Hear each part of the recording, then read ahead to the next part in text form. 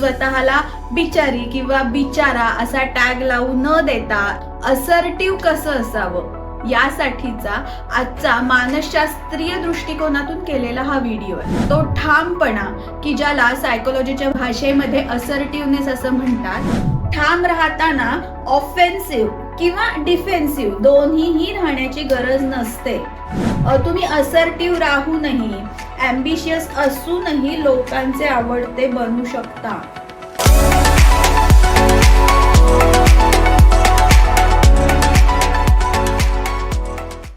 लोक तुम्हाला taken for granted धरतात का?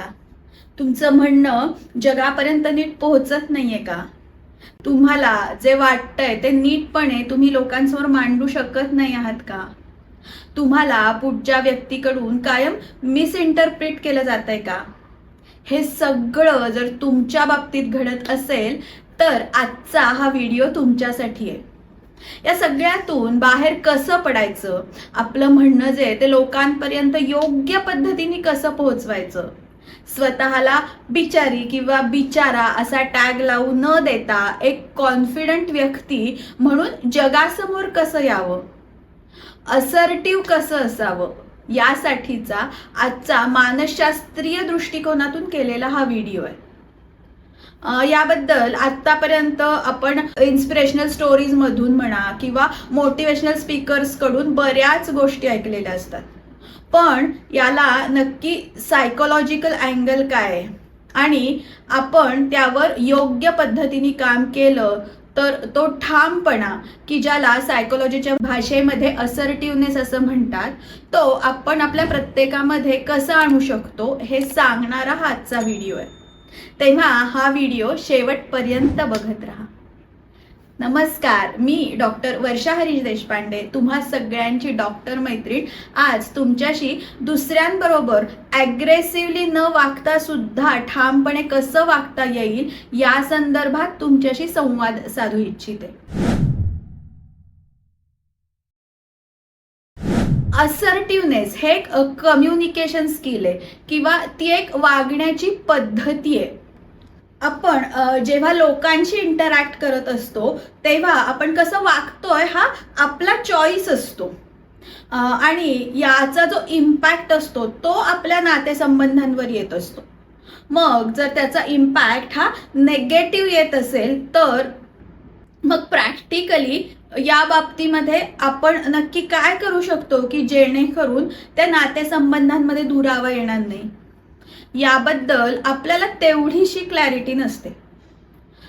कारण सांगते, माझ्याकडे क्लायंट आली होती की जिचं म्हणणं होतं की मी ऑफिसमध्ये सगळ्यांची खूप चांगली वागते, मी सगळ्यांना रिस्पेक्ट देते, माझी बॉस मला जे काम सांगेल ते मी सगळं अगदी निमूटपणे करते, मी कोणालाही कन्फ्रंट करायला जात नाही किंवा कोणालाही दुखावत नाही, तरीही लोक मला कायम गृहीत धरतात किंवा माझ्या चुका काढतात किंवा मला वेळच्या वेळी नोकरीमध्ये जी प्रमोशन्स मिळायला हवीत ती मला मिळत नाहीयेत। माझं नक्की काय चुकतंय हेच मला समजत नाहीये। थोडक्यात काय तर ती एक अथॉरिटीजना प्रश्न न विचारणारी, कन्फ्यूज आणि आज्ञाधारक अशी मुलगी होती, ओबेडियंट पर्सन। पण जॉब करत असताना एम्प्लॉई म्हणून खरंच एवढंच असणं हे इनफ असतं का? तुम्ही स्ट्रॉंगली डिसिजन घेऊ शकता आणि घेतलेले डिसिजन्स हे इम्प्लिमेंटही करू शकता, हा कॉन्फिडन्स तुम्हाला तुमच्या अधिकारी लोकांना द्यावा लागतो। ती जी माझी क्लायंट होती ती कधीच तशी नव्हती।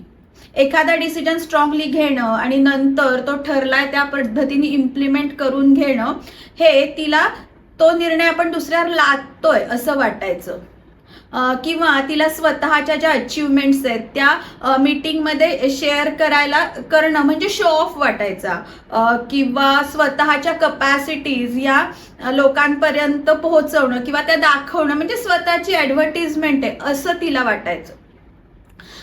तसाच तिचा तो पर्सनॅलिटी पॅटर्न बनत गेलेला होता। पण हळूहळू जशी सेशन्स पुढे पुढे जायला लागली तसं लक्षात आलं की या गोष्टी या मी योग्य पद्धतीने माझ्या बॉस समोर ठेवल्या नाहीत तर त्याला माझ्या ज्या कपॅसिटीज आहेत त्याची जाणीव कधीच होणार नाहीये, कारण त्या मी कधीच योग्य पद्धतीने त्याच्या समोर मांडलेल्याच नाहीत.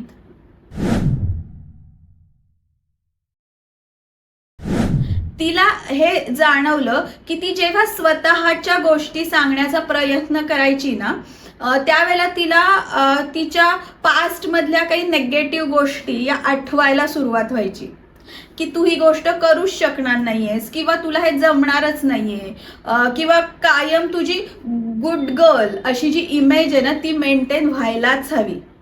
या पास्ट मधल्या गोष्टी कुठेतरी तिच्या डोक्यात फिरत असायच्या. यामुळं तिचा ठामपणा जो आहे किंवा असर्टिव्हनेस आहे तो गळून पडायचा आणि आज्ञाधारकतेचा मुखवटा ती वर चढवून घ्यायची. याला सायकोलॉजीच्या भाषेमध्ये नेगेटिव्ह बायस असं म्हणतात.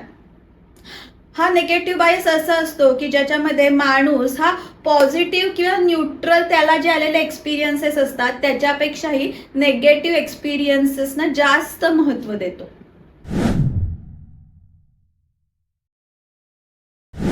अशा या नेगेटिव्ह बायोस बरोबर डील कसं करायचं, किंवा आपला ठामपणा कुठल्या पद्धतीने आपल्याला वाढवता येतो.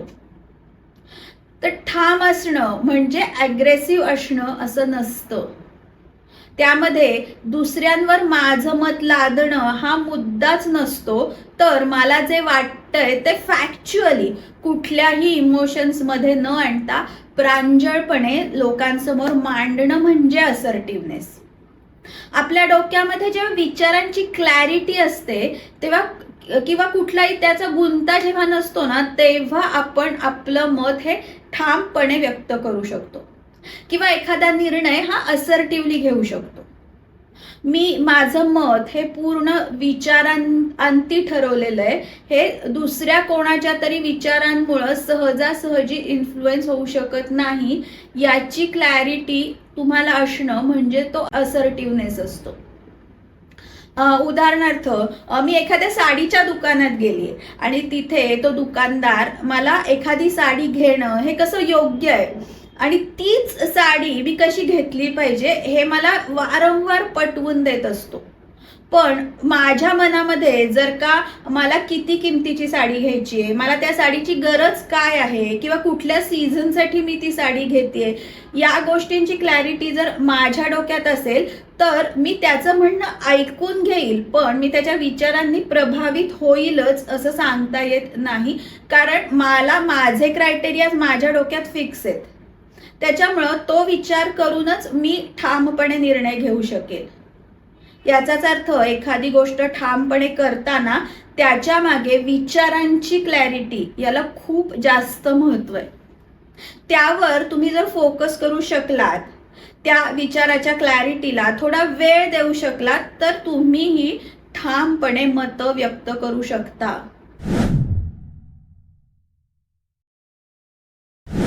बऱ्याच वेळेला असं होतं की तुम्हाला एखाद्या वेळी ऑफिसमध्ये किंवा प्रेझेंटेशन द्यायचं असेल किंवा काही परफॉर्मन्स द्यायचं असेल, तर बऱ्याच वेळा आपण गोष्टीची रिहर्सल करू शकतो, किंवा त्याच्यामध्ये विचारांची क्लॅरिटी येण्यासाठी तुमच्या हातामध्ये बऱ्यापैकी वेळ असतो सुद्धा. आणि मग अशा वेळी तुम्ही असर्टिव्ह राहणं हे तुम्हाला जमू शकतं कदाचित. पण रोजच्या जेव्हा व्यवहारामध्ये तुम्ही असता, तुम्ही जेव्हा 1 to 1 कॉन्व्हर्सेशन करत असता, त्यावेळेला तुम्हाला असर्टिव्ह राहणं जमेलच असं होत नाही, कारण हे जे 1 to 1 कॉन्व्हर्सेशन असतं ते स्पॉन्टेनियस रिॲक्शन्सवर चालतं. आणि मग ह्या ज्या रिॲक्शन्स असतात त्यांना वळण लावण्यासाठी मात्र स्वतःवर थोडी मेहनत घ्यावी लागते. म्हणजे ज्या व्यक्तीबरोबर आपण संवाद साधतोय तर ती पुढची व्यक्ती ही माझ्या वाईटासाठीच काहीतरी सांगतेय, किंवा ती व्यक्ती जे सांगतेय ते सगळंच अगदी बरोबर आहे आणि मी जसंच्या तसं ते फॉलो केलं पाहिजे, असे कुठलेही एक्स्ट्रीम दृष्टिकोन न ठेवता तटस्थपणे ती गोष्ट ऐकून घेणं आणि मग त्यावर स्वतःचं मत तयार करण्याची सवय ही स्वतःला लावण्याची गरज असते. असर्टिव्ह असणं हा म्हणजे कुठलाही एककल्लीपणा किंवा एक्स्ट्रीम बाजू नाहीये. ठाम राहताना ऑफेन्सिव्ह किंवा डिफेन्सिव्ह दोन्हीही राहण्याची गरज नसते. आणि प्रत्येक वेळेला तुमचा ठामपणा हा बोलूनच व्यक्त करण्याची गरज असते असंही नाहीये. तर कधी कधी न बोलताही तो तुम्ही ठामपणे तुमचं व्यक्तिमत्व पुढे आणू शकता. तुम्ही असर्टिव्ह राहूनही, ॲम्बिशियस असूनही लोकांचे आवडते बनू शकता. तुमचा हा नेगेटिव्ह बायस आहे तो घालवण्यासाठी, म्हणजे डोक्यात आपल्या ज्या नेगेटिव्ह गोष्टी फिरत असतात तर त्या घालवण्यासाठी आधी स्वतःची किंमत ओळखायला शिका. स्वतःला लोकांसमोर नीट पद्धतीने प्रेझेंट करायला शिका. स्वतःच्या डोक्यात स्वतःच्या पॉझिटिव्ह इमेजेस या स्टोअर करायला शिका. कारण तुमचं विचार करण्याचं स्वातंत्र्य हे तुमच्यापासून कोणीही हिरावून घेऊ शकत नाही. विक्टर फ्रँकल म्हणतो, everything can be taken from a man, but one thing that last is human freedom to choose attitude in any given set of circumstances. तेव्हा हा फ्रीडम टू चूज ॲटिट्यूड जो आहे ना तो कायम लक्षात ठेवा आणि त्यानुसार असर्टिव्ह वागायला शिका. तुम्हाला आजचा व्हिडिओ कसा वाटला ते मला नक्की कमेंट करून कळवा. आणि तुम्ही तुमच्या शारीरिक आरोग्याची जशी काळजी घेता तशीच ती तुमच्या मानसिक आरोग्याचीही घेत राहा. थँक्यू.